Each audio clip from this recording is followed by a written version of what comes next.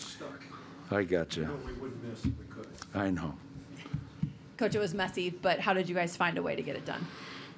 Well, I thought our defense was really good tonight.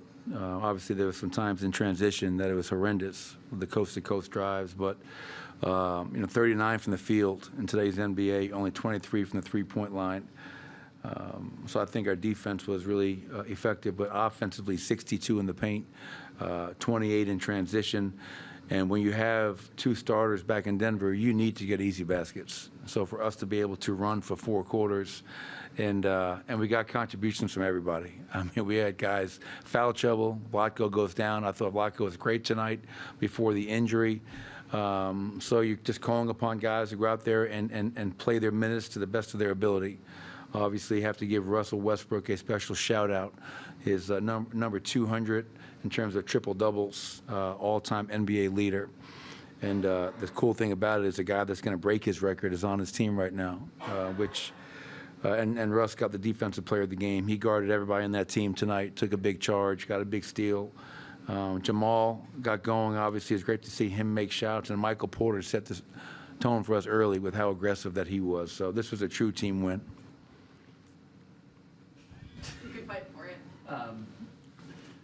You kind of just alluded to it, but you guys also put Russ on Jaren Jackson there for a bit early in the second quarter. That charge ends up being pretty big in terms of taking him out of the game for a bit. What sort of gives you confidence in him kind of sizing up against bigger guys like that defensively? Well, I don't know if you realize it, but he guarded him 2 nights ago. So that gives me confidence. And against Miami earlier in the year, we had him on Bam Adebayo. So, and the best part about it for me, Bennett, is Russ wants that. Yeah, I mean, like it's yes, we feel confident, but he's a guy that he's a competitor, he's a fighter. He wants to guard the biggest dude out there, and he's never going to back down. And obviously, he did a really good job for us tonight. Are we zoned tonight? We were trying a little bit of everything, and we needed all of that to get this win. Heading home, getting ready for Friday's game against Dallas. You've got a long career still ahead of you, but you tied the all-time winningest mark for a coach for the Denver Nuggets. Have you sat back and thought about what that means, or just a mark that you'll look back when you're an old man in a grandpa? I'm already an old man. Look at me. No, I haven't. You know, it's funny, as we were walking down here, I'm so excited about the win. I'm so excited about Russell Westbrook getting his 200th triple-double. I'm excited that both Michael and Jamal got going tonight. And Nick had said, hey, congratulations to you. And I'm like, for what? You know, I'm not like, I'd rather talk about taking our team to St. Jude's yesterday and spending time with those boys and girls, because that's so much more important than wins and stats and all that kind of stuff. So I'll reflect on that, you know, sometime way down the road, God willing. Vlatko's injury, that's the same leg where he tore the ACL. I believe so. Is there any fear of another tear there? No, I haven't talked to our medical people. I checked on him at halftime, obviously, and he was in good spirits, wasn't in any pain. But I haven't. I would hate to be premature with any speculation in terms of what happened. When I spoke to him at halftime, like I said, Ben, he was in good spirits and seemed to be fairly pain-free. He just, it just felt a little uncomfortable when he came down. So we'll get with our training staff, and we'll kind of get a better idea of what's going on with that. And hopefully it's nothing major, and we can get him back out there, because I thought Vlatko with that second unit was really, really effective. And then, did you know your team was revved up for this one at the beginning? Did you? Well, your team was ready to play tonight. Could you sense it? You know, it's funny. All we talked about all day long is like we've lost 2 in a row, and don't waste any energy on who's not here. We have enough talent in this room to get the job done. But you never know. You could have a great shoot-around. I've been in the league so long. The best shoot-around in the world, and the game starts, then you lay an egg. I've been part of shoot-arounds where I kicked our team out, getting ready to play Golden State. It was that bad of a shoot-around, and we won that night.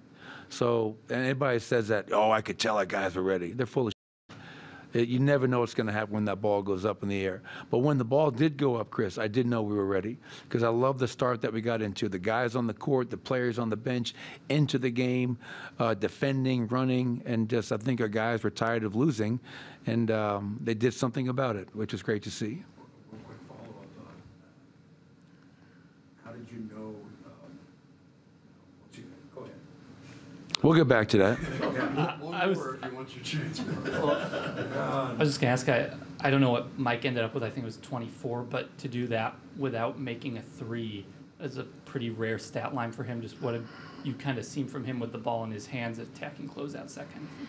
Well, yeah, I mean, 24 and 10, that's always important where, like, yes, we need Michael to score, but we also need him to be an active defender, an active rebounder, and he was that tonight. And I believe with 3 assists, I think he's still averaging a career high in terms of assists per game. So he's looking to make plays and looking to make the right play for his teammates, which continues to show improvement and growth for him. But yeah, to go 0 of 4 from 3, but still go 11 of 20 from the field, he's not settling. I mean, he's big, he's long. He was an aggressive player tonight, playing downhill, getting to the basket.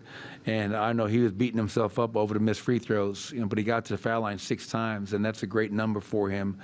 So yeah, just being aggressive. And when Michael Porter's aggressive, obviously he's very effective.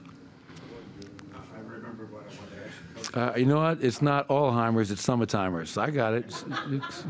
I'm with you. How was the shoot-around after all that? No, the shoot-around was good. Yeah, we had a film session, and the unique thing about playing them 2 days apart is that you show film from this morning about the things that you did well, the things you didn't do well. What do we have to focus on, both offensively and defensively?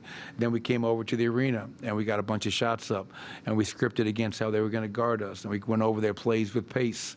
And the guys were engaged, they were into it, and there was really good energy. So that did transfer over to tonight, but I didn't know till that jump ball went up, and then we got off to the start that we got off to. Thank you, Coach. All right. Thanks, everybody.